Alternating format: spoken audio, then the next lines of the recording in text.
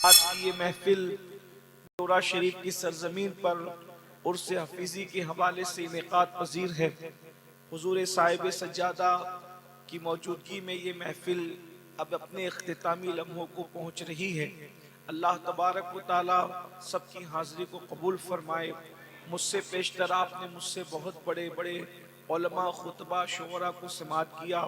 मैं सबको तो नहीं जानता, लेकिन मेरी मौजूदगी में हमारे दिलबर भाई ने भी अपनी खिदमत हाजिरी पेश की।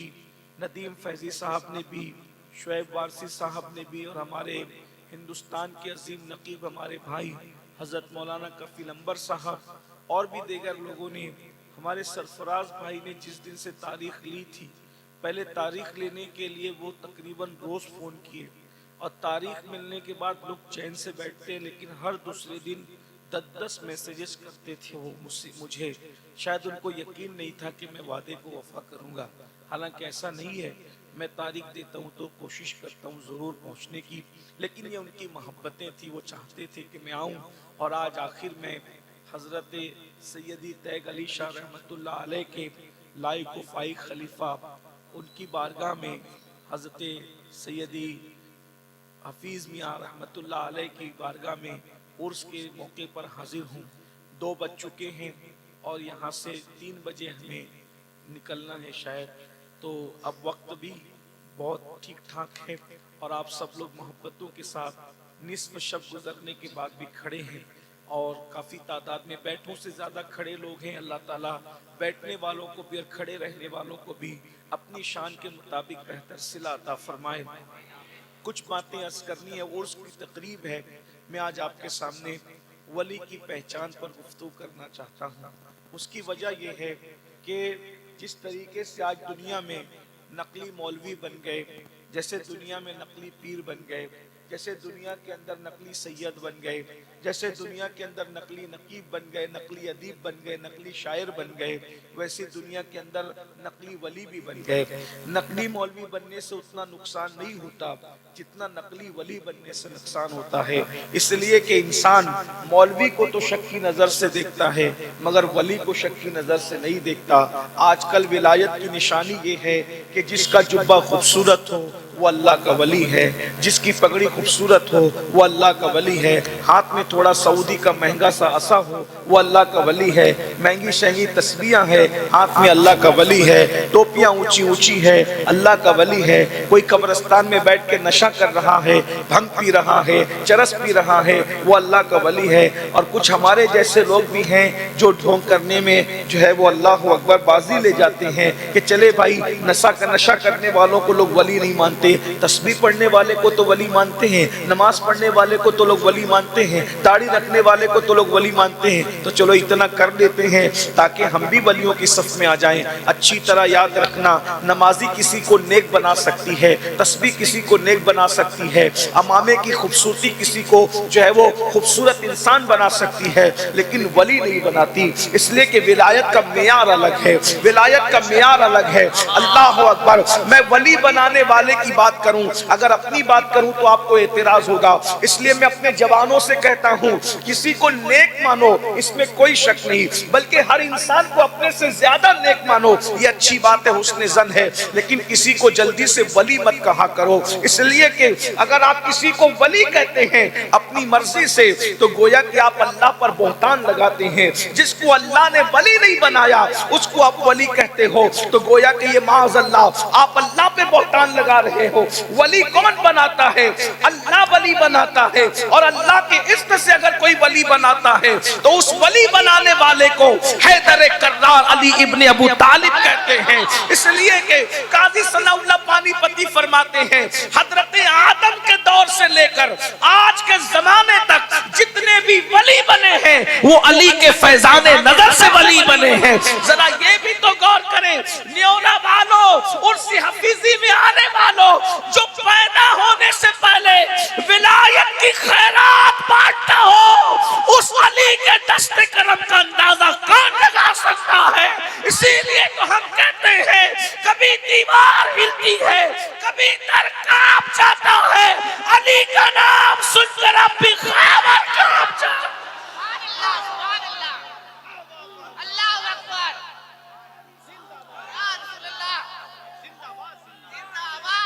वली अल्लाह बनाते हैं, अल्लाह की अता से अली वली बनाते हैं। और आज अली का नायब जो है, जिसे दुनिया कुतबतुल औलिया, इमामुल औलिया, महबूब सुब्हानी, कुतब रब्बानी, शहबाज लामकानी, किंदील नूरानी, गयासुल कौनैन, गौसुल आलमीन, सैयदुना शेख अब्दुल कादिर जिलानी के नाम से जानती है। सरकार गौसियत माब वली बनाते हैं। मेरे इमाम कहते हैं, हुक्म नाफिज है तेरा, खामा तेरा सैफ तेरी, हुक्म नाफिज है तेरा, खामा तेरा सैफ तेरी, दम में जो चाहे करे दौर है शाह तेरा। सरकार गौस पाक वली बनाते हैं। अब वही गौसे पाक फरमाते हैं, गौस पाक फरमाते हैं, जब तक किसी इंसान में 12 चीजें न देखो। कितनी चीजें? बोले भाई मैं बहुत तकरीर सीधी सादी करने वाला आदमी हूँ, सीधी सादी तकरीर करूंगा, लेकिन आपको वली की पहचान दे जाऊंगा कि जब ये गौस पाक करे, मैं नहीं, मेरी तो औकात ही कुछ नहीं, ये तो मुर्शिद की बात है जो वली विलायत देता है। और एक बात बताऊं, गौस पाक तो ऐसी विलायत देने वाले हैं कि चोरों को भी दे दिया। हाय हाय हैं, मुर्शिद की शान तो देखें, चोरों को भी दे। लोग कहते हैं नबी कुछ नहीं देते, मैंने कहा 11वें नंबर के बेटे की अता का ये आलम है कि चोरी करने के लिए जो आता है उसको विलायत अता फरमा देते हैं। उसके बाद फिर उसने कभी चोरी नहीं की। पता चल, तवज्जो है आपकी, जिसपे गौस पाक की एक नजर पड़ जाए चोर वली बन जाता है। अगर कोई मजहब के होलिये में चोरी कर रहा है, इसका मतलब अभी तक उस पर गौस पाक की नजर नहीं पड़ी है, अभी तक उस पर रसूल पाक की नजर नहीं पड़ी है। बहरहाल तो गौस पाक फरमाते हैं, 12 सिफात जब तक किसी के अंदर पैदा ना हो वो अल्लाह का वली नहीं बनता। अब मैं आप इसको पहचान, देखिए पहचान दे जाऊंगा तो आप नाराज मत होइएगा कि किसी ने कहा था ना कि मैं आईना हूं, दिखाऊंगा दाग चेहरे का, जिसे बुरा लगे वो सामने से हट जाए।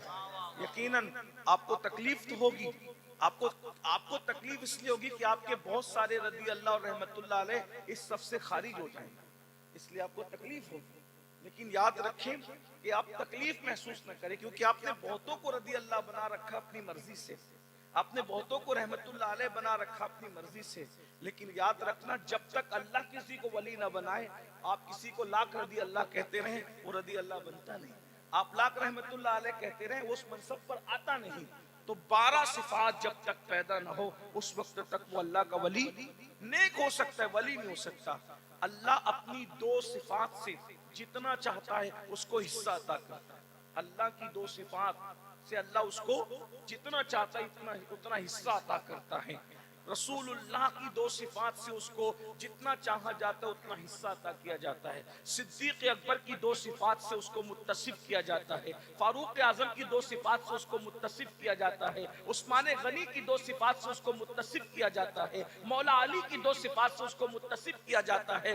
जब तक ये 12 सिफात पैदा ना हो जाए उस वक्त तक वो वली नहीं होता। अब आपको मैं बात समझाऊं, जहां तक बात जानिए चली जाएगी। यानी 4 यारों की उसमें सिफात होती है, इसीलिए पता चला ना राफजी वली हो सकता है ना खारजी वली हो सकता है। इसलिए कि सिफते सिद्दीक के बगैर विलायत नहीं मिलती, तो सिद्दीक की मोहब्बत भी तो चाहिए ना उसके लिए। सिफते फारूक के बगैर विलायत नहीं मिलती, तो मोहब्बत फारूकी भी तो चाहिए ना उसके लिए। सिफते उस्मान गनी के बगैर विलायत नहीं मिलती, तो मोहब्बत उस्मान गनी भी तो चाहिए ना उसके लिए। सिफते अली मुर्तजा के बगैर विलायत नहीं मिलती, तो मोहब्बत अली इब्न अबू तालिब भी तो चाहिए ना उसके लिए। अल्लाह अकबर। अब वो 12 सिफात कौन सी है, मैं जल्दी जल्दी से पढ़ता हूँ। मुझे आपके खड़े होने का भी एहसास है और अपनी यहाँ से रुखसती के टाइम का भी एहसास है। अल्लाह की जो 2 सिफात का वो मजहर बनता है, अल्लाह की सिफात के बराबर तो किसी की सिफात उसकी हो भी नहीं सकती, लेकिन वो मजहर बनता है खुदा की 2 सिफात का। वो 2 सिफात कौन सी है? एक सिफत सत्तारी है और एक सिफत गफ्फारी है। यानी कि जो वली होता है वो कभी किसी का ऐब बयान नहीं करता। यानी अगर आप किसी का ऐब बयान करते देखें, समझ जाओ ये चीटिंग बाज तो हो सकता है, ये अल्लाह का वली नहीं हो सकता। क्योंकि वली जो होता है वो सिफत सत्तारी का मजहर होता है, वो लोगों के ऐबों पे पर्दे डालता है। वजह ये है कि वली के पास तो कश्फ वाली नजर होती है, लोगों के चेक कर कर के लोगों की बातें आम करेगा, इसलिए उसको कश्फ वाली नजर कैसे दी जाएगी? तो जब तक कि सिफत सत्तारी का मजहब यानी लोगों के ऐब छुपाने वाले न बन जाए तब तक कि वो वली नहीं होता। उसकी एक मिसाल में पेश करता हूँ, वली कैसे से लोगों के ऐब छुपाता है। आप हंसना नहीं, बात तो हंसने है लेकिन हंसना नहीं। मैं उसको बहुत अदब के पैराए में पेश करना चाहता हूँ। लोगों को इस पे हंसी आती है, ये हंसने की बात नहीं है। एक बुजुर्ग हमारे हैं जिनको दुनिया हातिम असम कहती है। असम का मतलब होता है बहरा। ये उलमा भी बैठे, तुलबा भी बैठे, इनकी भी तवज्जो चाहता हूँ। आज ऐब जोई भी की जा रही है, लोगों के ऐब भी खोले जा रहे हैं, और उसके बाद जो है वो माज़अल्लाह विलायत का टाइटल भी बरकरार है, अल अयाज़ु बिल्लाह। बल्कि अब तो ये हो गया भाई, किसी के अंदर ऐब हो उसको बयान करने वाला वली नहीं होता, तो बोहतान लगाने वाला वली कैसे हो सकता है, इल्जाम लगाने वाला वली कैसे हो सकता है। मेरे भाइयों जरा गौर करना, सिर्फ नमाज रोजे से विलायत नहीं मिलती, विलायत बहुत बड़ा मनसब है। अल्लाह का दोस्त जो बनता है उसको वो वली होता है। आपको बताऊं, अहरे गहरे नत्तू खैरे को आप अपना दोस्त नहीं बनाते, अल्लाह किसी अहरे गहरे को अपना दोस्त कैसे बनाएगा। जिसको दोस्त बनाता है उसको फिर बहुत बड़ी सिफात अता करता है। अल्लाह अकबर, सिफत सत्तारी का वली मजहर कैसे होता है। अल्लाह अकबर। हातिम असम, उलमा जानते हैं असम कहते हैं बहरे को। क्या कहते हैं? बहरा। असम का मतलब बहरा। उनको पूरी दुनिया हातिम असम कहती है। असम हातिम बहरा, हातिम बहरा, हातिम। किसी वली को बहरा कह के पुकार सकते, किसी आलिम को बहरा कह के पुकार सकते, लेकिन उनको इतना बहरा बहरा बहरा बहरा बहरा कहा गया कि जब तक हातिम को असम न कहा जाए उनकी पहचान नहीं होती। इसलिए हमें तकरीर में भी उनको बहरा कह के पुकारना पड़ता है। वो बहरे थे नहीं, बहरे कैसे कहलाए?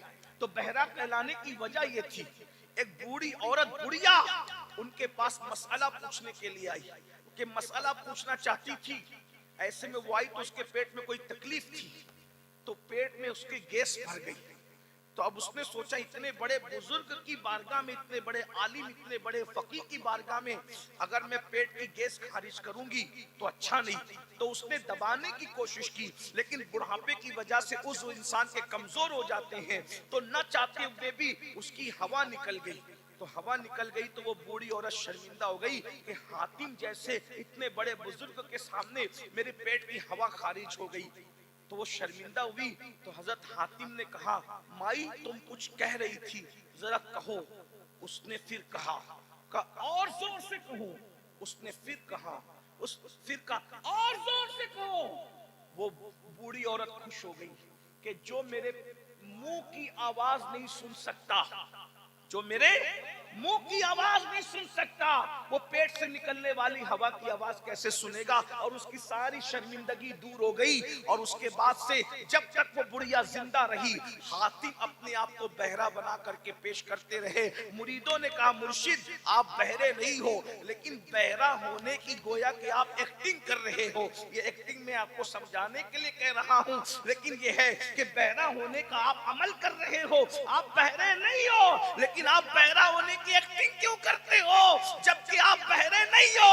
आपने फरमाया, अल्लाह की किसी बंदी को शर्मिंदगी से बचाने के लिए मुझे बहरा कहलाना अच्छा लगता है, मगर नबी के उम्मती को शर्मिंदा करना अच्छा नहीं। एक बूढ़ी औरत के ऐब पे पर्दा डालने के लिए, कयामत तक के लिए बहरा होने का ऐब अपने लिए बर्दाश्त कर लिया, लेकिन अल्लाह की बंदी के ऐब पे पर्दे डाल दिए।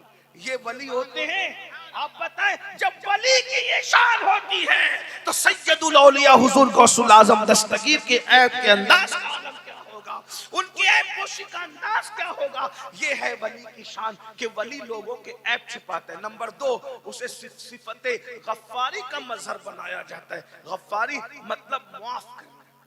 वो सबको, अपने बेगाने सबको माफ करता है। जो बदला ले वो वली नहीं हो सकता।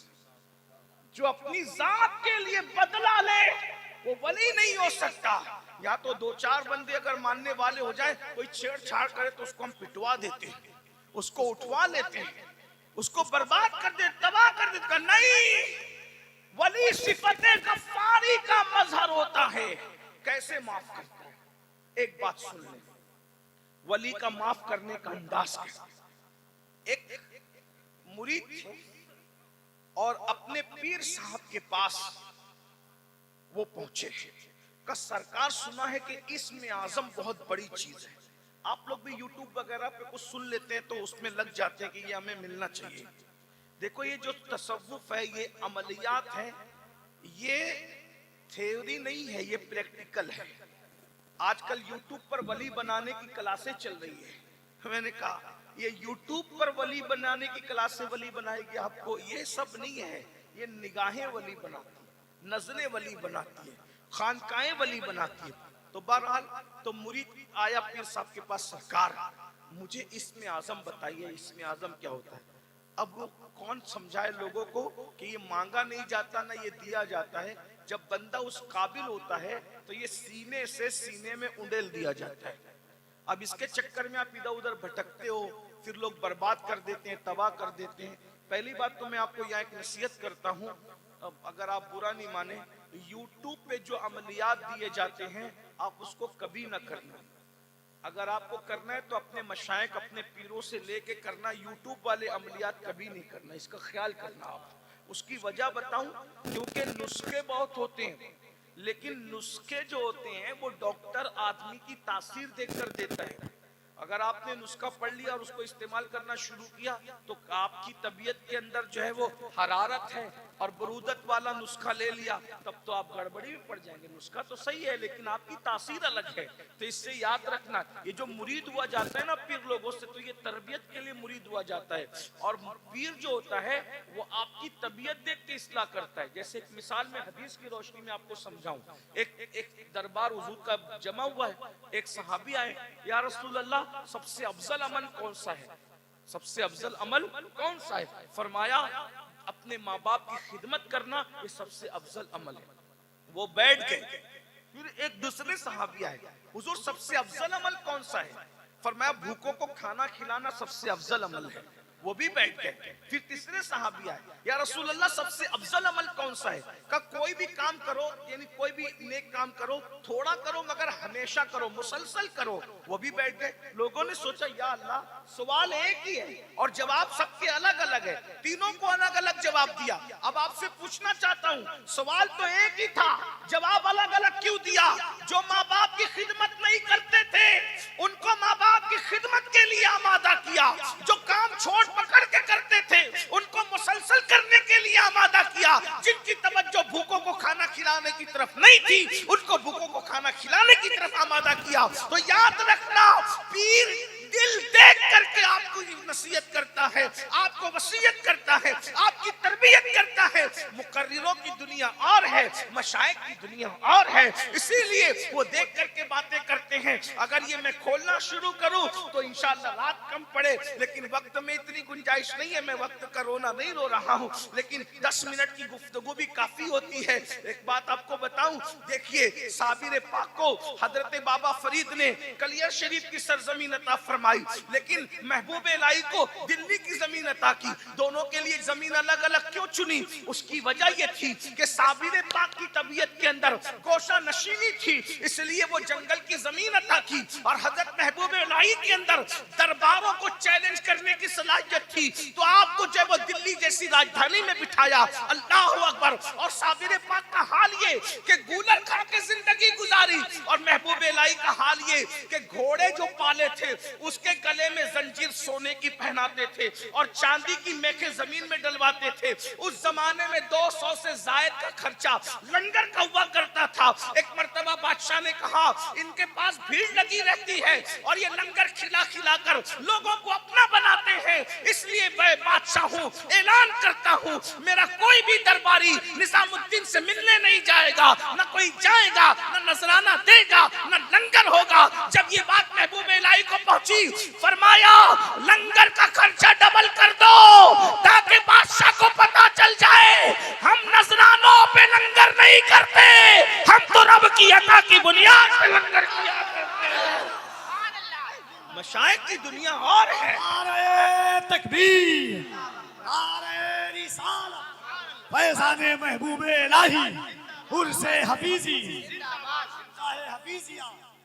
महबूब इलाही से मिलने के लिए बादशाह आना चाहता था। महबूब इलाही फरमाते हैं बादशाह से कह दो हमने 2 दरवाजे इसीलिए बना के रखे हैं कि एक से तू आएगा और दूसरे से मैं निकल के चला जाऊंगा। हमें बादशाहों से मिलने के लिए टाइम नहीं है। ये वली लोग होते हैं, ये वली लोग होते हैं मेरे भाई। का दो दरवाजे इसलिए है कि एक से बादशाह आएगा, दूसरे से हम चले जाएंगे। एक मर्तबा बादशाह महबूब इलाही के दोस्त का इंतकाल हुआ। बादशाह बहुत ज़ियारत करना चाहता तो कि महबूब इलाही थे बड़े खूबसूरत, बहुत खूबसूरत थे महबूब इलाही, बहुत औलाद अली थे ना, मौला अली की औलाद थे, मौलाए कायनात। और वो भी कैसे, उनके शजरे नसब में 11 के 11 इमामों के नाम मौजूद हैं। हाय हाय, सैयद तो सब सैयद है, लेकिन महबूब इलाही के शजरे में 11 के 11 यानी 11 गौस जिसके दादा होते हैं, उस हस्ती को दुनिया महबूब इलाही कहती है। वो महबूब इलाही तोरी सूरत के बलहारी निजाम, हजरत अमीर खुसरो ने कहा तोरी सूरत के बलहारी निजाम। और अपने मुर्शिद के जनाजे का तसव्वुर करके कहा था, गोरी सोए सेज पर मुख पर डारो रेश, मुख पर डारो केश, चल खुसरो घर आपने शाम पई सो देश। तो महबूब इलाही के दोस्त का इंतकाल हुआ तो महबूब इलाही ने सोचा कि जनाजे में जाएंगे। तो बादशाह ने सोचा दोस्त का इंतकाल हुआ, आएंगे तो जरूर जनाजे में। तो महबूब इलाही जनाजे में गए, बादशाह के बैठ गया, जियारत की थे बड़े खूबसूरत। महबूब इलाही ने अपने पैर फैला दिए ऐसे। तो बादशाह के जो चमचे साथ में थे बोले, इतने बड़े शेखुल इस्लाम, इतने बड़े अल्लाह के वली, और आपने बादशाह के सामने पैर फैला दिए, ऐसे कोई पैर फैला के बैठता है? तो मैं हाँ, जहां हाथ फैलते हैं वहां पैर नहीं फैलते, और जहां पैर फैलते हैं वहां हाथ नहीं फैलते। हम यार की बारगाह में हाथ फैलाते हैं तो मस्जिदों में पैर नहीं फैलाते, और हम बादशाह के आगे हाथ नहीं फैलाते, इसलिए पैर फैला के साबित कर रहे हैं कि हम यहाँ पैर फैलाते हैं, हाथ नहीं फैलाते।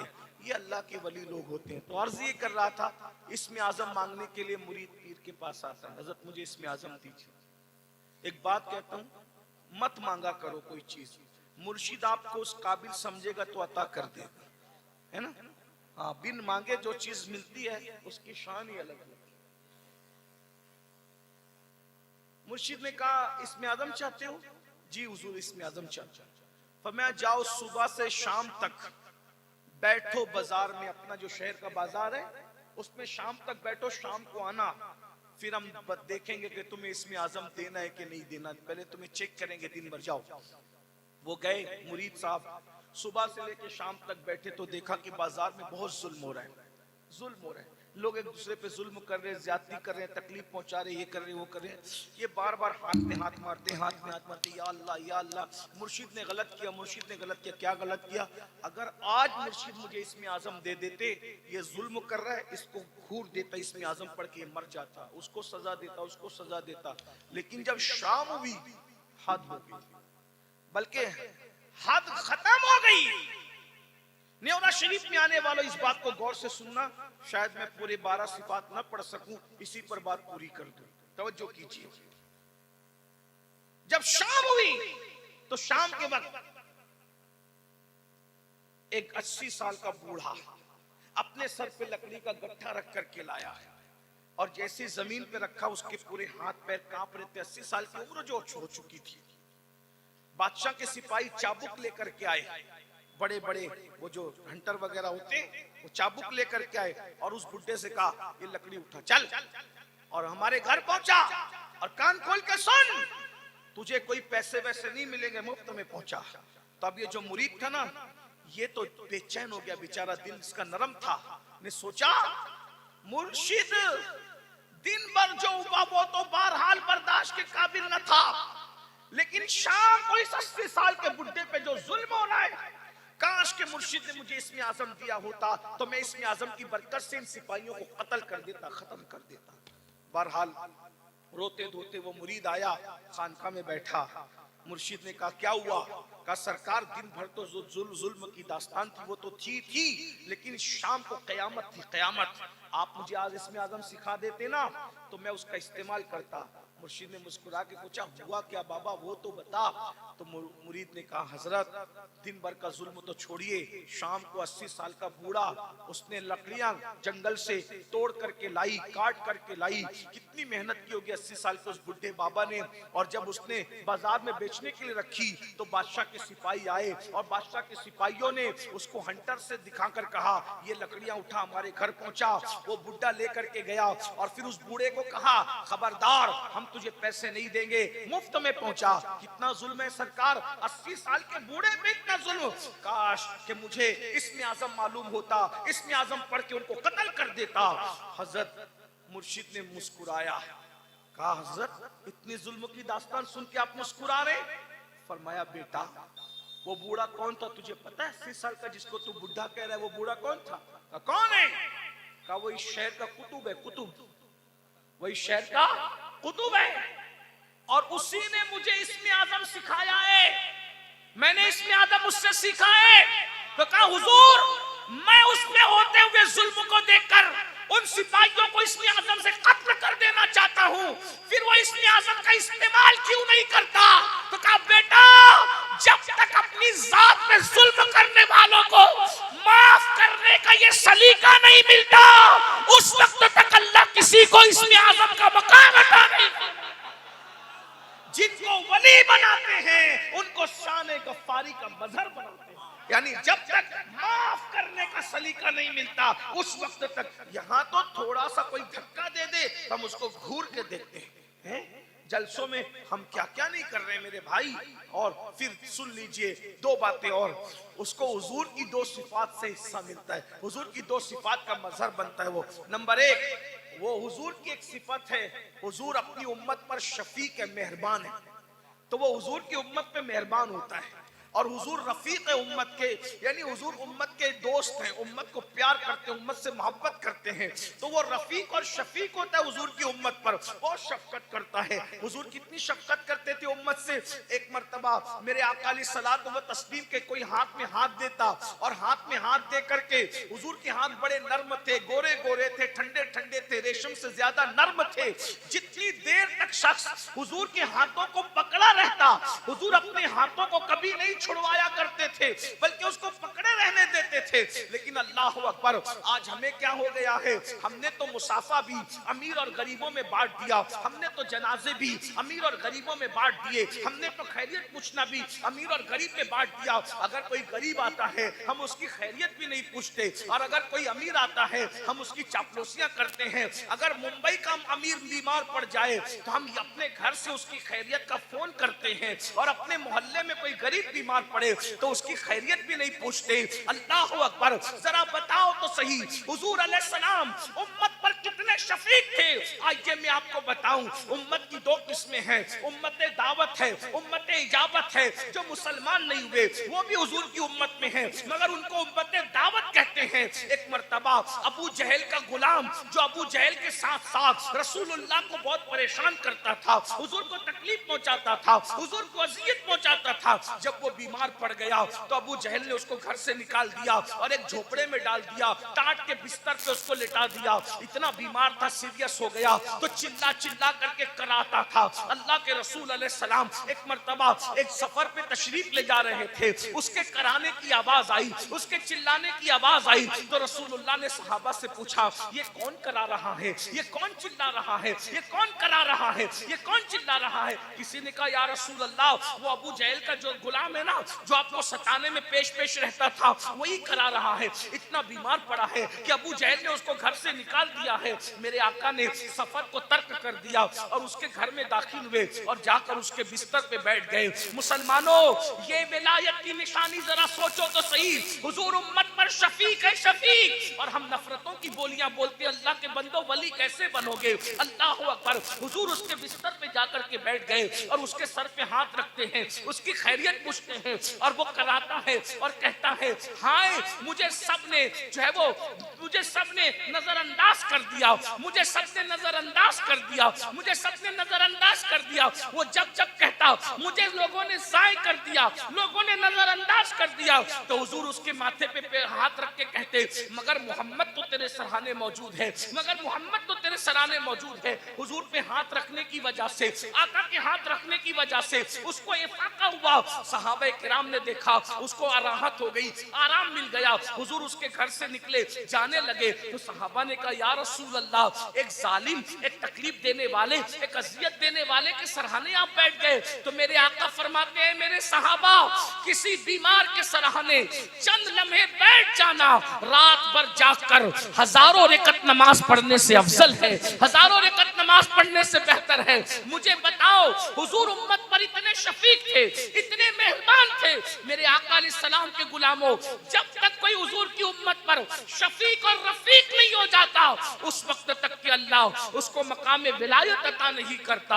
आप क्या समझते हैं, लोगों को डांटते भी रहे, लोगों से मुसाफा करने की भी फुर्सत नहीं, घमंड की वजह से। अल्लाह अकबर। देखो, अगर आपके पास टाइम नहीं है, आपके पास वक्त नहीं है तो बात अलग है, लेकिन माअज़ल्लाह अगर आप लोगों को नजरअंदाज करते हैं गुरूर और घमंड की वजह से, आप सब कुछ बन सकते हैं मगर अल्लाह के वली नहीं बनते। फिर मेरे आका अलैहिस्सलाम के गुलामों, हुजूर गौसे पाक फरमाते हैं अल्लाह उसे सिद्दीक अकबर की दो सिफात का मजहर बनाता है। सिद्दीक अकबर यानी वो सादिक होता है और वो मुसद्दिक होता है, यानी जब भी वो बोलता है वली हमेशा सच बोलता है, और सच्चाई की बात की जाए तो वो उसकी तस्दीक भी करता है। वली के अंदर ये दो सिफात होती है, यानी झूठ बोलने वाला कभी वली नहीं हो सकता और सच्चाई को झुटलाने वाला कभी वली नहीं हो सकता। फिर गौसे पाक फरमाते हैं उसके अंदर दो सिफात फारूक आजम की होती है, वो अम्र बिल मारूफ करता है, नहीं अनिल मुनकर करता है, यानी वो नेकी का हुक्म देता है और वो बुराई से रोकता है। आप गौर फरमाएं, अल्लाह अकबर, ये भी हौसला आज हमारे अंदर नहीं रहा। अगर गरीब गुनाह करता है हम उसको डांट के मना करते हैं, और मालदार गुनाह करता है हम जो है मुस्कुरा करके रह जाते हैं। याद रखना, जब तक कि अम्र बिल मारूफ यानी नेकी का हुक्म और गुनाहों से रोकने का सिलसिला नहीं होगा, आप कभी अल्लाह के वली नहीं हो सकते। आपका क्या है, अगर गरीब सोने की अंगूठी निकाह में पहन के आया, मेहंदी लगा ली तो हम उसको डांट देते हैं, लेकिन अगर मालदार ने मेहंदी लगाई है और उंगली में अंगूठी पहनी है हम नजरअंदाज करते हैं, तोता चश्मे से काम लेते हैं। मेरे भाइयों, शैतान के वली तो बन सकते हो, रहमान के वली नहीं बन सकते। फारूक आजम की दो सिफात, अम्र बिल मारूफ नहीं अनिल मुनकर, नेकी का हुक्म देना, बुराई से रोकना। आज देखो तो सही, अल्लाह अकबर, सुलह कुल्लियत का मिजाज भी बढ़ रहा है और विलायत के दावे भी है। बड़ी माजरत के साथ, अल्लाह अकबर, बड़ी माजरत के साथ हम देख रहे हैं फला शख्स नमाज नहीं पढ़ता, हमने उसको कभी नमाज की दावत दी इस खौफ से कि कहीं ये मुरीद टूट ना जाए, आइंदा साल ये मिलना छोड़ ना दे, नजर पेश ना करे। मैं पीरों की इस्लाह नहीं कर रहा हूं, मैं आपके लिए कह रहा हूं। मुझे बताए तो सही, हमारे गिर्द पेश के अंदर कितने बेनमाजी हैं, कितने झूठ बोलने वाले हैं, कितने गीबत करने वाले हैं, कितने चुगली। हम किसी को रोकते हैं? हम लोग का हाल तो ये कि जलसा करने जाते हैं, कमेटी के लोग हमें लेने के लिए आते हैं, नमाज का वक्त तो मुसल्ला बिछाकर अदब से पीछे खड़े हो जाते हैं, नमाज नहीं पढ़ते। हमने कभी उनको नमाज की दावत दी? आपने खुद नमाज पढ़ी और बेनमाजी को आपने नमाज की दावत नहीं दी, तो क़यामत के दिन आपसे पूछा जाएगा कि आपके सामने उसने नमाज छोड़ी, आपने उसको नमाज की दावत क्यों नहीं दी?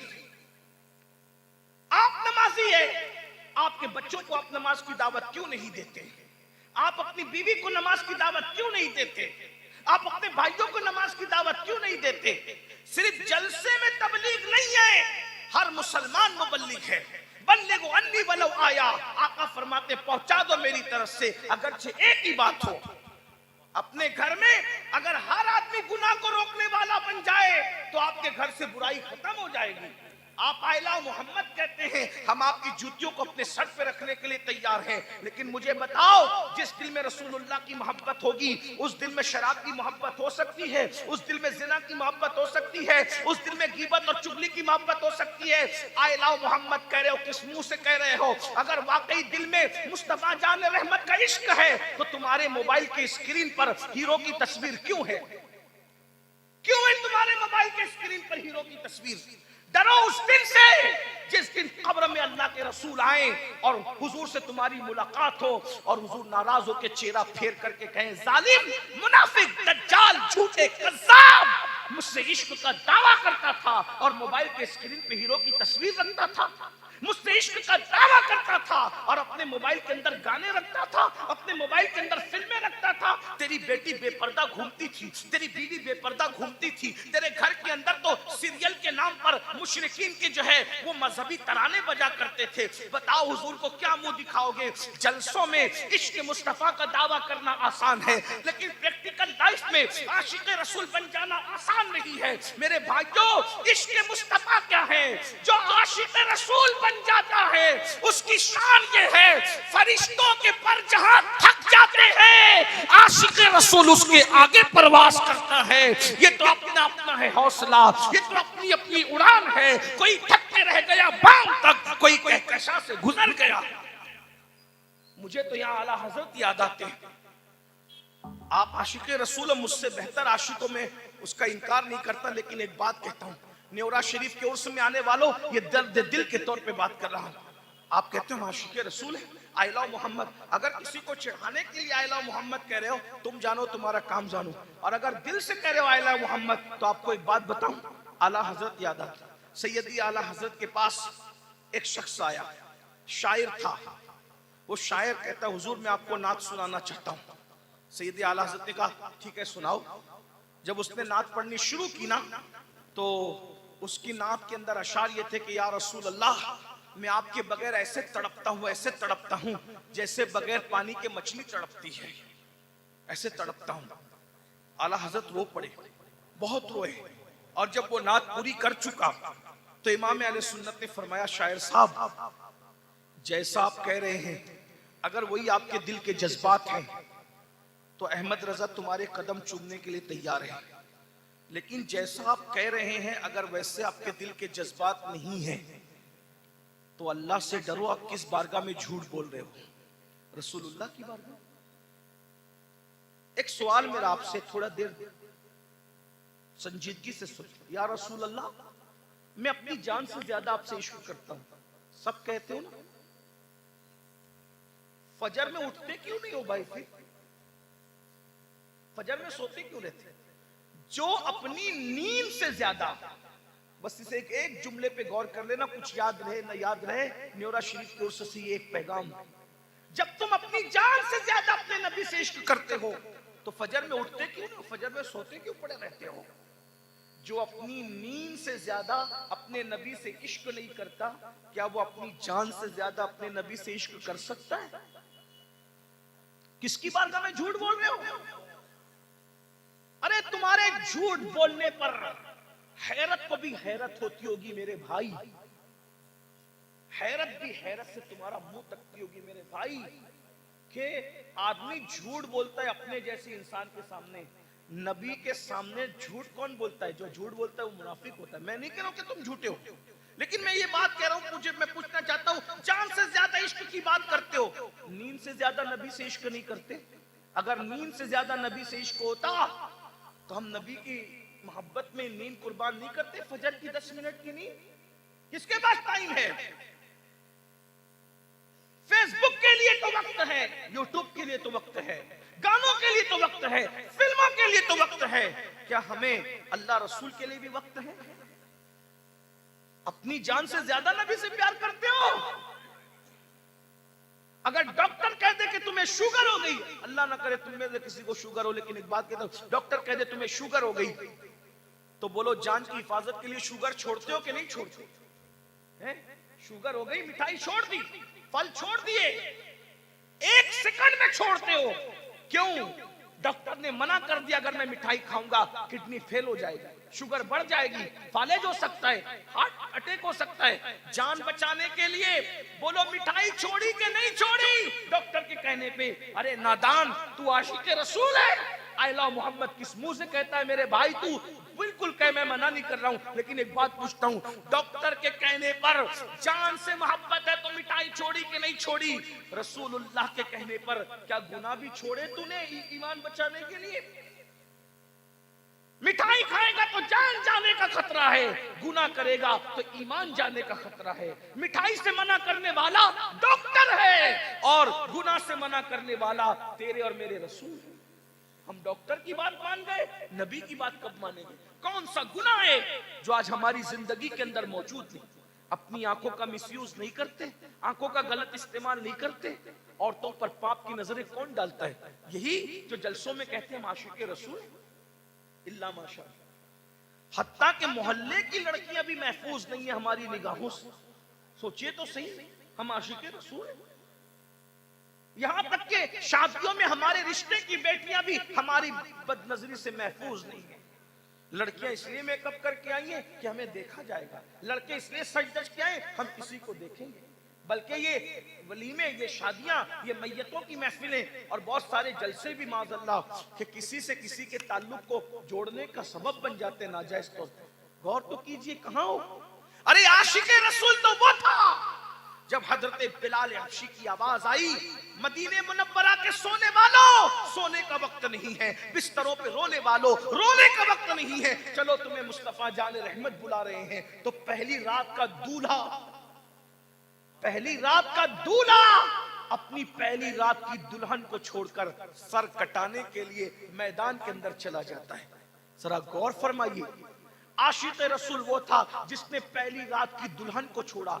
जरा गौर करें, मैं इसकी तशरीह नहीं कर सकता। पहली रात की दुल्हन को छोड़ के जाना आसान है? पहली रात की दुल्हन को छोड़ के जाना माँ की खैरियत पूछने के लिए भी आसान नहीं होता। वो पहली रात की दुल्हन छोड़कर हजरत हंजला मैदान में पहुंचे और जान कुर्बान कर दी। लेकिन इश्क का सिला भी क्या मिलता है? इश्क का सिला भी क्या मिलता है? अल्लाह ने गोया के माहौल ही बदल दिया। हदीस पाक है, देखो आशिक के लिए किस तरह कानून बदल दिया जाता है। आशिक के लिए कानून कैसे बदला जाता है? क्या रसूलुल्लाह की हदीस नहीं सुनी? जहां नापाक आदमी होगा, जहां जुनबी होगा, जिस पे जो गुस्ल जनाबत फर्ज है, जिस पर गुस्ल जनाबत फर्ज है, वहां रहमत के फरिश्ते नहीं हो सकते। लेकिन ऐ हंजला, तुम पर हमारे माँ बाप कुर्बान, हंजला को रहमत के फरिश्ते गुस्ल दे रहे। जहां जनाबत है वहां रहमत के फरिश्ते नहीं, लेकिन जहां रहमत के फरिश्ते वहां जनाबत वाला आदमी नहीं, और जहां जनाबत वाला आदमी है वहां रहमत के फरिश्ते नहीं। मगर हंजला को तो जनाबत है और रहमत के फरिश्ते गुस्ल दे रहे हैं। गोया के आशिक के लिए कानून ही बदल दिया गया कि हंजला जनाबत वाला था, मगर इश्क मुस्तफा में जामे शहादत नोश किया तो उनको गुस्ल देने के लिए रहमत के फरिश्ते आ गए। जरा गौर कीजिए, आज हम आशिक रसूल कह रहे हैं नात सुनने तक, आशिक रसूल कह रहे हैं तकरीर सुनने तक, आशिक रसूल कह रहे हैं उर्स में शिरकत तक। मेरे भाई नहीं, इश्क में तो सर दिए जाते हैं, इश्क में तो जान दी जाती है, इश्क में तो सब छोड़, गुनाह नहीं छोड़ते। अल्लाह ने महबूब से मोहब्बत की, महबूब की मोहब्बत में अल्लाह ने किबला बदल दिया। सारे नबियों का किबला अक्सर तौर पर अंबियाए बनी इस्राइल का किबला बैतुल मुकद्दस था, लेकिन अल्लाह ने महबूब की मोहब्बत में बैतुल मुकद्दस की बजाय काबे को किबला बना दिया। अल्लाह अपने महबूब की मोहब्बत में किबला बदल देता है। हम अपने नबी के इश्क में अपनी जिंदगी नहीं बदल सकते, अपनी जिंदगी को तब्दील नहीं कर सकते। हर उर्स हफीजी में आने वालों, हम इशा पढ़ के आए और कौन जाग के फजर पढ़ेगा? रात के 2-3 बजे तक जगेंगे। जो पढ़ते हैं वो भी नहीं पढ़ेंगे, बहुत से लोग सोने की वजह से, इल्ला माशाल्लाह, और जो नहीं पढ़ते वो तो नहीं पढ़ेंगे। आपको बताऊं, हुजूर गौसे पाक फरमाते हैं, बेनमाजी मरे उसे मुसलमान के कब्रिस्तान में भी दफन मत करो। इमामुल मुतकल्लिमीन मौलाना नकी अली खान अलैहिर्रहमा आला हज़रत के वालिद लिखते हैं कि बेनमाजी मर जाए तो बहुत सारे शाफई उलमा ने कहा कि उसकी कब्र भी मत बनाओ, बेनमाजी की मिट्टी बराबर कर दो उसको जलील करने के लिए। गौर फरमाइए, जब बेनमाजी की कब्र, बाद शवाफे उलमा कहते हैं मिट्टी बराबर कर दी जाए, यानी जैसे कब्र का निशान बनाते हैं वैसे कब्र का निशान ना बनाया जाए, मिट्टी बराबर कर दी जाए, ताकि लोगों को इबरत हो कि बेनमाजी था इसलिए जलील हुआ, इसकी कब्र नहीं बनाई गई। आपसे पूछता हूँ, गौसे पाक बेनमाजी को मुसलमान के कब्रिस्तान में पसंद नहीं कर रहे हैं। बहुत से उलमाए शाफई उलमा बेनमाजी कब्र बनाने की इजाजत नहीं देते। और आप सोचते हैं जिससे गौसे पाक नाराज हो, जिससे रसूल पाक नाराज हो, आप तय गली शाह के यहाँ जाएंगे तो वो आपको पनाह दे देंगे? आप हजरत सैयदी मोहम्मद अब्दुल हफीज कादरी साहब रहमतुल्लाह अलैह की बारगाह में आएंगे, वो आपको प्यार की नजर से देखेंगे। जिसे गौसे पाक गुस्से की नजर से देख रहे हैं उसे हजरत सैयदी हफीज साहब जो है वो अल्लाह के वली, अल्लाह के बरगजीदा बंदे प्यार से देखेंगे। हजरत तैयब अली साहब उसको प्यार से देखेंगे। रसूलुल्लाह फरमाए बेनमाजी क़यामत के दिन उसके साथ मेरा कोई वादा नहीं, बेनमाजी मेरे जिम्मे से खारिज है, मैं बेनमाजी से बेजार हूँ। आका अलैहिस्सलाम फरमाते मैं बेनमाजी से बेजार हूँ, बेनमाजी के साथ मेरा कोई वादा नहीं क़यामत के दिन। तो जिससे रसूलुल्लाह बेजार हो, आप गरीब नवाज पर जाएंगे तो गरीब नवाज आपको प्यार की नजर से देखेंगे। आप क़यामत के दिन अल्लाह की बारगाह में जाएंगे तो अल्लाह आपको प्यार की नजर से देखेगा। मुझे बताओ तो सही, हम जलसे के लिए 3-3 घंटा निकालते हैं, 4-4 घंटा निकालते हैं। ये मेरे भाई जो खड़े हैं, मैं अल्लाह की बारगाह में इनकी सिफारिश करता हूँ, अल्लाह इन्हें जज़ाए खैर दे, इनकी नस्लों को आबाद करे। लेकिन मैं एक बात पूछता हूँ, 3 घंटे से खड़े हो, 2 घंटे से खड़े हो जलसा सुनने के लिए, किसकी मोहब्बत में? पीर साहब की मोहब्बत में, सज्जादा साहब की मोहब्बत में, कफीर साहब की मोहब्बत में, शायर साहब की मोहब्बत में, खतीब साहब की मोहब्बत में, सैयद साहब की मोहब्बत में। 3-3 घंटा खड़े हो मखलूक की मोहब्बत में, 10 मिनट खालिक की मोहब्बत में मस्जिद में खड़े रहते हो। हम क्या करते हैं? और हम खुश हैं। यकीनन मैं तुम्हें सलाम करता हूं तुम्हारी वफादारी को, अल्लाह के लिए 10 मिनट नहीं निकाल सकते। ये मखलूक, चाहे कफील साहब हो, चाहे अमीन साहब हो, चाहे सज्जादा साहब हो, मरोगे कोई तुम्हारी कब्र में नहीं आएगा। सच्ची सच्ची बात, सच्ची कोई नहीं आएगा। और कोई आ भी नहीं सकता है। कोई खुदकुशी करेगा क्या तुम्हारी कब्र में आके? हम आएंगे तो मर ना जाएंगे? नहीं आ सकते। कब्र में किसने आना है? एक हस्ती, बस एक, उसके सिवा कोई नहीं। वो हस्ती है आमिना का लाल। हुजूर के सिवा तुम्हारी कब्र में कोई नहीं आने वाला। बहुत माजरत के साथ भाइयों, अपनी आखिरत का ख्याल कर लो। धोखा दे रहे हो अपने आप को, धोखा। सिर्फ जलसे सुनना दीन नहीं है, सिर्फ उर्सों में शिरकत करना दीन नहीं है, सिर्फ उलमा से प्यार और मोहब्बत और हाथ चूमना दीन नहीं है, सिर्फ नजराना पेश करना दीन नहीं है। दीन वो है जो रसूलुल्लाह लेकर आए थे। जब तक उस पर अमल करोगे, जब तक उस पर अमल नहीं करोगे, ना हमारे हाथ चूमना काम आएंगे, ना तो आपको उर्स में आना काम आएगा, ना आपको जलसे में आना काम आएगा। इसलिए कि क़यामत के दिन सबसे पहला सवाल होगा, नमाज पढ़ी थी कि नहीं पढ़ी थी। पहला सवाल नमाज का होगा। अल्लाह के रसूल ने फरमाया। आज आप नमाज का मजाक उड़ाते हो। किसी एक साहब ने मुझे कहा कि एक शख्स कह रहे थे, जलसे में क्या कह रहे थे, एक शख्स कह रहे थे कि जो गुनाह करे वो नमाज पढ़े।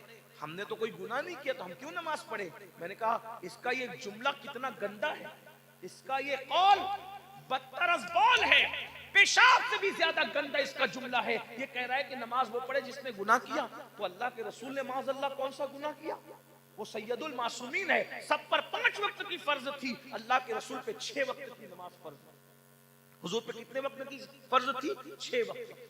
अगर आप ये समझते हो कि अमीनुल कादरी साहब हमारे लिए दुआ कर देंगे तो हमारी किस्मत बदल जाएगी, मैं आपको मायूस करने नहीं आया। लेकिन तुम्हारे और मेरे नबी के फरमान पर अगर तुम्हारा ईमान है, हुजूर की बात पर तुम्हारा ईमान है, तो अल्लाह के रसूल फरमाते हैं जो नमाज नहीं पढ़ता, नेक लोगों की दुआ से अल्लाह उसका हिस्सा खत्म कर देता है। यानी जो बेनमाजी है उसके लिए कितना बड़े से बड़ा वली अल्लाह वाला दुआ करे, अल्लाह उसकी दुआ को की बरकत से उसको महरूम कर देता है बेनमाजी को। ये अल्लाह के रसूल ने फरमाया। हदीस पाक है कि बेनमाजी का हिस्सा अल्लाह वालों की दुआ से खत्म कर दिया जाता है। बेनमाजी की उम्र कम कर दी जाती है, बेनमाजी के चेहरे से रौनक उठा ली जाती है, बेनमाजी की उम्र कम कर दी जाती है, उसकी रोजी को घटा दिया जाता है, बेनमाजी को बीमारियों में मुब्तला किया जाता है, बेनमाजी को उसकी औलाद को बेनमाजी का गद्दार बना दिया जाता है। औलाद उसको सदमे देती है, औलाद उसको टेंशन देती है, औलाद उसको तकलीफ देती है, औलाद उससे बेवफाई करती है। मेरे भाइयों बताओ, आज आप ये सब आपके साथ हो रहा है कि नहीं हो रहा है? बीमारियों में मुब्तला हो, 30-40 साल की उम्र से बीमारियां शुरू हो गई है। ये क्यों है? बेनमाजीपन की वजह से। औलाद गद्दारी कर रही है, क्यों है? बेनमाजीपन की वजह से। मेरे भाइयों, अम्र बिल मारूफ नही अनिल मुनकर की बात आई तो मैंने कहा नमाज की तरफ आओ। 10 मिनट का वक्त लगता है एक वक्त की नमाज के लिए। आओ अल्लाह की बारगाह में। याद रखना, किसी भी बड़े से बड़े वली की बारगाह से बड़ी बारगाह अल्लाह की बारगाह है। ये बात में सच्ची है, अहले सुन्नत का अकीदा है।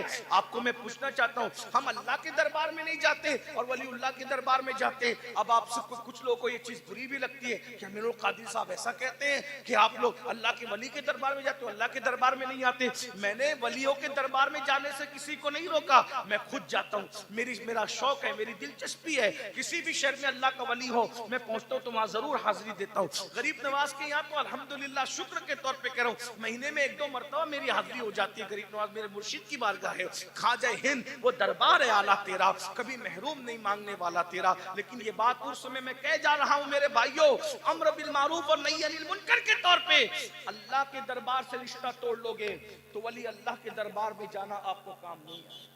आप इस पे नाराज हो या खुश हो, मुझे कोई परवाह नहीं है। याद रखना, हर वली आपको अल्लाह से जोड़ने आया।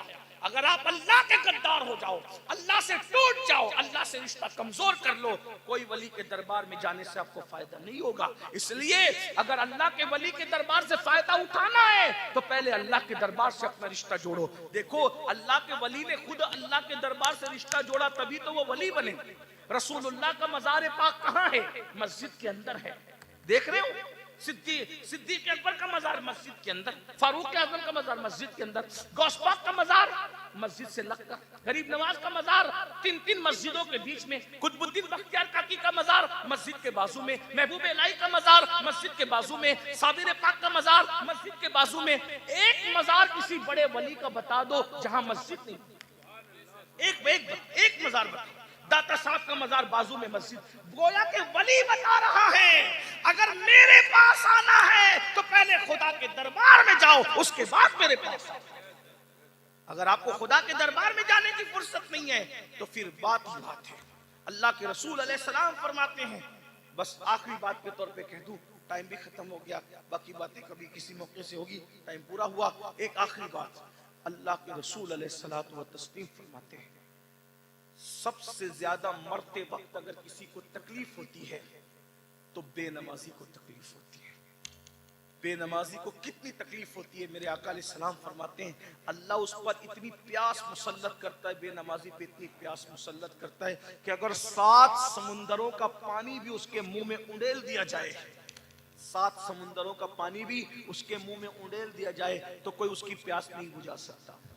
इतनी तकलीफ होती है मरते वक्त। मरना है, मौत है।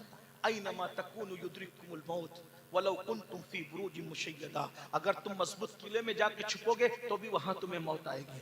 और आखिरी बात के तौर पे वो हदीस सुन लो, लरसते हुए दिल के साथ, कांपते हुए दिल के साथ, तुम्हारे मेरे नबी का फरमान। मैं किसी मौलवी साहब की गुफ्तगू नहीं सुना रहा हूँ, मैं तो मौलाए कुल की बात सुना रहा हूँ, जो मौला अली के भी मौला है, सारे मौलाओं के मौला है। मुस्तफ़ा जान रहमत का फरमान, मेरे और तुम्हारे रसूल फरमाते हैं कि जब बेनमाजी को उसकी कब्र में रखा जाता है तो उस पर एक गंजा सांप जिसकी उम्र हजारों साल की है, उसका नाम भी अल्लाह के रसूल ने बताया, उसका नाम शुजाउल अक़रा है, उसका नाम शुजाउल अक़रा है। और उसकी कैफियत ये है, उसके जो नाखून हैं वो लोहे और तांबे के हैं, और उसका डंक जो है, एक बार शुजाउल अक़रा अगर किसी को डसता है तो वो 7 गज जमीन के अंदर जाके धंसता है। ये मौलवी साहब की बात, रसूलुल्लाह का। मौलवी साहब की बात अगर आप नजरअंदाज कर दो अच्छी बात नहीं, लेकिन आप उससे काफिर नहीं होंगे। मौलवी साहब की बात अगर आप उनका जाती कौल नजरअंदाज कर दो, आप काफिर नहीं होंगे। लेकिन ये रसूलुल्लाह का फरमान है, जिसने अपनी मर्जी से कभी कोई बात की ही नहीं। वमा यंतिकु अनिल हवा इन हुवा इल्ला वह्युन यूहा। ये अपनी मर्जी से कुछ नहीं कहते, उन पे जो वही की जाती है वो कहते हैं, यानी जबान इनकी होती है, कलाम खुदावंद कुद्दूस का होता है। मेरे भाइयों, अपने हाल पे रहम कर लो। हम में कोई नहीं है जो अल्लाह के अज़ाब को बर्दाश्त कर सके। जिस अश्शजाउल अक़रा के बारे में अल्लाह के रसूल ये फरमाए कि अगर वो किसी पहाड़ पे डंक मारे तो पहाड़ रेजा रेजा हो जाए, अगर वो दुनिया में फुनकार दे तो दुनिया के सारे इंसान उसकी गर्मी की वजह से मर जाए। उस शुजाउल अक़रा के बारे में फरमाया, 7 गज अंदर जाकर इंसान धंसता है जब वो एक मर्तबा डसता है। मेरे आका फरमाते हैं, जब वो किसी को डंक मारेगा, हजारों साल जहर उसके जिस्म में घूमता रहेगा, उसकी हड्डियां चकनाचूर हो जाएगी। अल्लाह के रसूल के फरमान का मफ़हूम है। लेकिन आका फरमाते हैं, वो शुजाउल अक़रा किसको डसेगा? एक मर्तबा डस ले तो बर्बाद हो जाए इंसान। आका फरमाते हैं, जिसने फजर नहीं पढ़ा ज़ोहर तक वो उसको डसता रहेगा। फजर नहीं पढ़ा ज़ोहर तक, फजर से जोहर कितना टाइम होता है? कम से कम 6-7 घंटे। सोचो, अल्लाह के रसूल कह रहे हैं अपने आप पे रहम कर लो। अरे खेत का बिच्छू डस ले हम बर्दाश्त नहीं कर पाते, खेत का सांप डस ले तो हम बर्दाश्त नहीं कर पाते, बस्तियों का सांप डस ले हमारा ये जिस्म बेचैन हो जाता है, लोग मर जाते हैं। मैं अपनी बहनों से भी कहता हूँ, मेरी बहनों, घंटों तुम चूल्हे में वक्त गुजारती हो, किचन में वक्त गुजारती हो, तुमने सबकी खिदमत की, रब की बारगाह के लिए भी 10 मिनट का वक्त निकालो। एक वक्त की नमाज के लिए सिर्फ 10 मिनट का टाइम लगता है, सिर्फ 10 मिनट। जुड़ो अपने अल्लाह से, अपने अल्लाह से अपने रिश्ते को जोड़ो, अल्लाह के करीब आओ। कहां दूर भाग रहे हो? ये दुनिया बेवफा है, बेवफा। बीवी मर जाएगी, शौहर दूसरी कर लेगा, शौहर मर जाएगा, बीवी शौहर को भूल जाएगी, बाप मर जाएगा, बच्चे भूल जाएंगे बाप को, माँ मर जाएगी, बच्चे भूल जाएंगे। अरे सब किसी को भूल जाते हैं। नहीं देख रहे हो दुनिया में 24-24 घंटे में जो औलाद माँ बाप की खैरियत नहीं पूछती, मरने के बाद वो तुम्हारी खबरों पर क्या आएंगे, वो तुम्हारी मगफिरत की दुआ क्या करेंगे? जो करना अपने लिए कर लो, अपनी आखिरत के लिए कर लो। अल्लाह ने बहुत बड़ा मौका दिया है, ये जिंदगी को गनीमत जानो, इसको जाये मत करो। मैं तो ये नहीं कह रहा कि 24 घंटे इबादत करो, अरे 10 मिनट लगता है, एक वक्त की नमाज के लिए सिर्फ 10 मिनट लगता है। निकाल लो 10 मिनट का वक्त, बचा लो अपने आप को शुजाउल अकरा से, बचा लो अपने आप को कब्र के अजाब से, बचा लो अपने आप को जहन्नम के अजाब से, बचा लो अपने आप को खुदा के अजाब से। अल्लाह का अजाब बड़ा सख्त है, इन्ना बत्श रब्बिका लशदीद, तेरे रब की पकड़ बड़ी सख्त है, तेरे रब का अजाब बड़ा सख्त है। मेरे आका फरमाते हैं, जिसने फजर नहीं पढ़ा सुहर तक शुजाउल अकरा डसता रहेगा, जुहर नहीं पढ़ा असर तक डसता रहेगा, असर नहीं पढ़ा मगरिब तक डसता रहेगा, मगरिब नहीं पढ़ा इशा तक डसता रहेगा, इशा नहीं पढ़ा फजर तक डसता रहेगा। और सच्चे रसूल ने फरमाया, बेनमाजी को वो सांप कयामत तक डसता रहे, कयामत तक। बहुत माफी के साथ, ना अम्मा बचा सकेगी, ना अब्बा, ना भाई बचा सकेंगे, ना बहन, ना अमीनुल कादरी बचा पाएगा, ना कोई और। अपने आप पे रहम, मरना है, कब्र में बरसों पड़े रहना है, तौबा करो। अल्लाह ने तौबा का वक्त दिया है, ये इस्लाम का हुस्न, इस्लाम की खूबसूरती है। अल्लाह पाक इरशाद फरमाता है, इन्नल्लाह युहिब्बुत तव्वाबीन, जो तौबा कर लेते हैं अल्लाह उनको अपना महबूब बना लेता है। अल्लाह के रसूल ने फरमाया, अत्ताइउ मिन ज़म्बि कमल्ला ज़म्बला, गुनाह से तौबा करने वाला ऐसा है जैसे उसने गुनाह किया ही नहीं। 10 मिनट का वक्त नहीं निकाल सकते अल्लाह के लिए? रसूलुल्लाह के इश्क में जान दे सकते हो, हुजूर की आंखों को ठंडक पहुंचाने के लिए 10 मिनट का वक्त नहीं निकाल सकते? निकाल लो, निकाल लो, थोड़ा सा वक्त निकाल लो, अपनी आखिरत सुधर जाएगी। अपने बच्चों को नमाजी बना दो, आखिरत सुधर जाएगी। लेकिन इतना याद रखना, नमाज पढ़ना मगर उसी इमाम के पीछे नमाज पढ़ना जो नमाज लाने वाले रसूल का अदब करता हो, हुजूर से इश्क करता हो। जो नबी का गुस्ताख और बेअदब हो, ऐसा शख्स मुसलमान नहीं हो सकता, इमाम क्या हो सकता? इसका ख्याल करना। अल्लाह ताला आप सबको, हम सबको तौफीक दे। क्या मैं ये पूछ सकता हूँ उर्स हफीजी में आने वालों से, आज की ये गुफ्तगू क्या इनकलाबी महफिल में तब्दील हो सकती है? कितने लोग हैं जो आज वादा करते हैं कि 5 वक्त पढ़ूंगा? अल्लाह से वादा, मुझसे नहीं, अल्लाह से। अपने नबी के इश्क में कौन कौन, जब माशाल्लाह हाथ उठा ही रहे हैं तो जरा देखिए कौन कौन उठाता है। माशाल्लाह, हाँ, हाथ उठाओ तो भी नमाज फर्ज है, ना उठाओ तो भी फर्ज है। बहुत से उठा रहे हैं, जरा उठाए रखिए, जरा हम देखें, फरिश्तों को गवाह बनाइए। अल्लाह रब्बुल इज्जत देख रहा है, उसके महबूब मदीने मुनव्वरा से देख रहे हैं। हाँ, मौला अली भी देख रहे हैं नजफ अशरफ से, सैयदा कायनात भी देख रही है बकी शरीफ से। उठा के रखिए जरा, हम भी देखें। वाह सुभान अल्लाह, उठा के रखे, अच्छा लग रहा है। पीर साहब गवाह हो जाएंगे, सज्जादा साहब गवाह, इतने उलमा गवाह हो जाएंगे, फरिश्ते गवाह हो जाएंगे। पढ़ोगे ना इंशाल्लाह, खुद भी पढ़ो, अपने दोस्तों को भी नमाजी बनाओ, इसलिए कि सिर्फ आप नमाज पढ़ के, आप कहते हो ना परेशान है, रोजी नहीं है, बच्ची को रिश्ता नहीं है, बीमारियां है, तंगदस्ती है, घर में जिन्नात है, ये है वो है। एक चीज सच्ची सच्ची कह जाऊं, नमाज पढ़ो। जिस नमाज की बरकत से अल्लाह मिल जाता है, जिस नमाज की बरकत से रज़्ज़ाक मिल जाता है, रोजी क्यों नहीं मिल सकती? जिस नमाज से जन्नत मिल सकती है, उस नमाज की बरकत से अच्छा मकान क्यों नहीं मिल सकता? जिस नमाज की बरकत से अल्लाह का अजाब दूर हो सकता है, सताने वालों की मुश्किलें नहीं दूर हो सकती? अल्लाह के अजाब से बड़ी कोई चीज है? आओ नमाज पढ़ोगे इंशाल्लाह। जरा एक बार उठा करके फिर गवाह बनाए फरिश्तों, सुभान अल्लाह। उठाएं उठाएं, जो लोग उठा सकते हैं उठाएं, जो नहीं उठा सकते मुझे उन पे कोई जोरा नहीं है। ये तो इश्क रसूल की बात है। नबी के नाम पे जान देने के लिए हाथ तो उठाया है, नबी के नाम पे नींद कुर्बान करने के लिए कुछ हाथ अभी भी नीचे हैं। यही तो इम्तिहान है इश्क का, यही तो इम्तिहान है। ये ऊपर वालों से भी कहता हूँ कि हम भी कोई बरी जिम्मा नहीं है।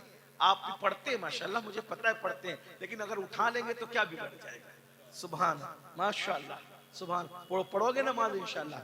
अगर आज से आपने नमाज पढ़ी तो ये उर्स हफीजी तारीखी उर्स हो जाएगा। और वली अल्लाह तो अल्लाह से जोड़ने के लिए ही दुनिया में तशरीफ लाए। अल्लाह ताला हम सबको अमल की तौफीक दे, पहले मुझे अमल की तौफीक दे, और गुफ्तगू के दरमियान अगर कोई गलती हो गई तो अल्लाह ताला माफ कर दे।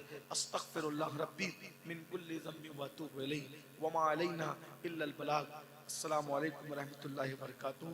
और भी बातें करता, लेकिन हमें 5 बजे तक पटना पहुंचना है, इसलिए मैं आपसे माजरत चाहूंगा।